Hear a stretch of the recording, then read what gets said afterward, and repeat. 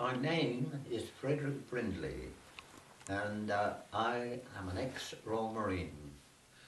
And Royal Marines used to serve on board naval ships.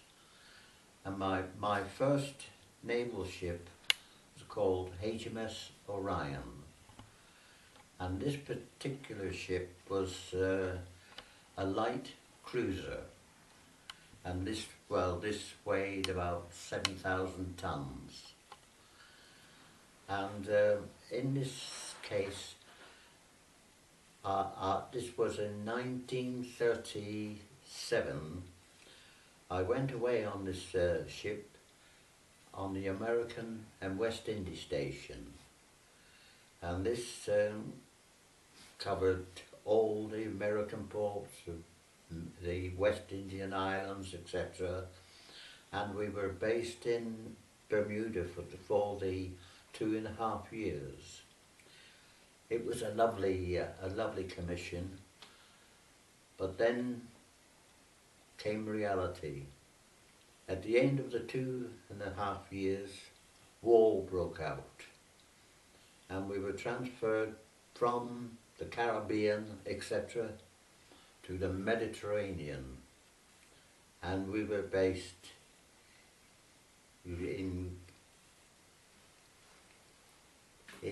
in Alexandria.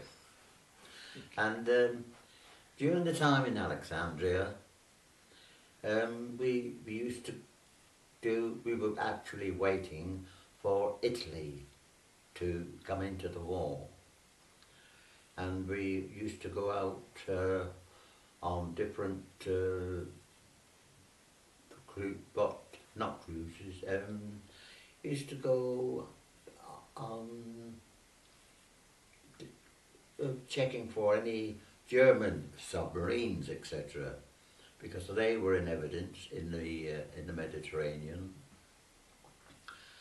And then eventually Italy entered the war, and then things began to change, because with the Italians, they started what they call high-level bombing, and we had no such thing as radar to pick up any signs of these planes, and you just depended on what they call the lookouts on the bridge of our ship.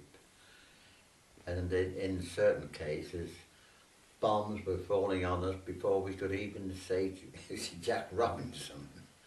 Yes, it was quite scary at times, but anyway, after we did quite a lot of bombardments of certain Italian ports, etc., and then eventually I was relieved from the Orion, and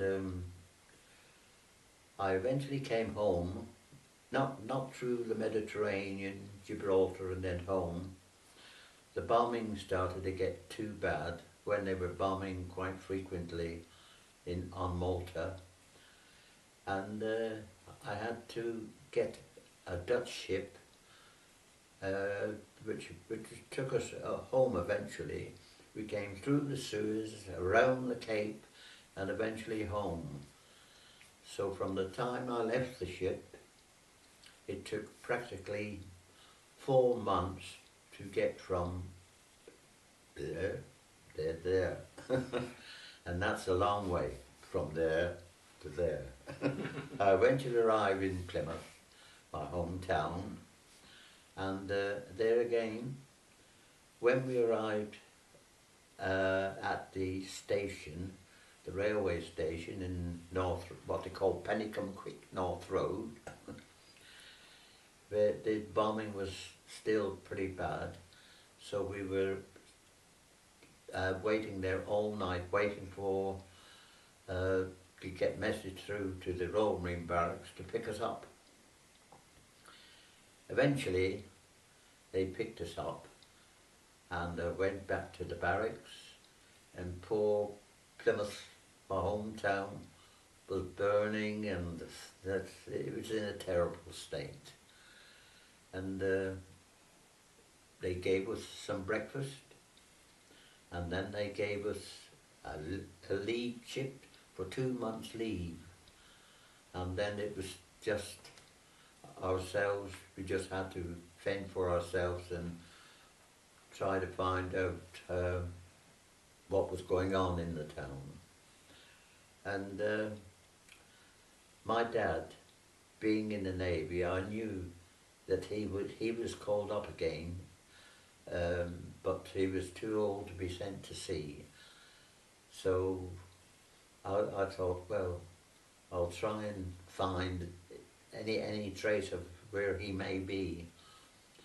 And I was looking around all day, and I was eventually absolutely shattered after looking around Plymouth all day, being on the North Road station all night.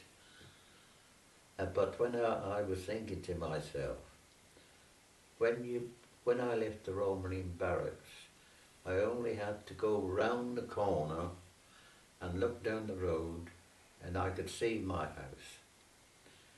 And I wanted to close my eyes up. Was it there or wasn't there through the bombing?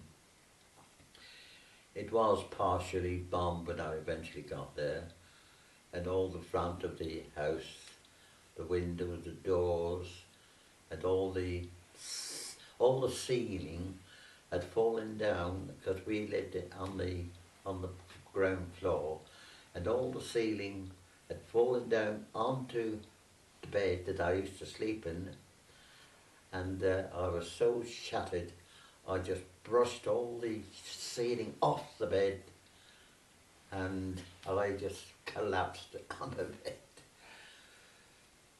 I slept well and truly. I thought to myself, I don't give a damn if you do all your bombing tonight, you're not going to wake me up.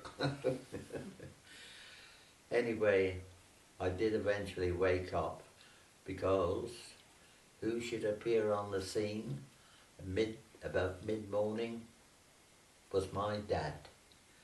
And was I pleased to see him? And he looked across, where the hell did you come from? Like, he was so pleased to see me, and I was so pleased to see him. Yes, it ended very, very happy. So it was happy days then.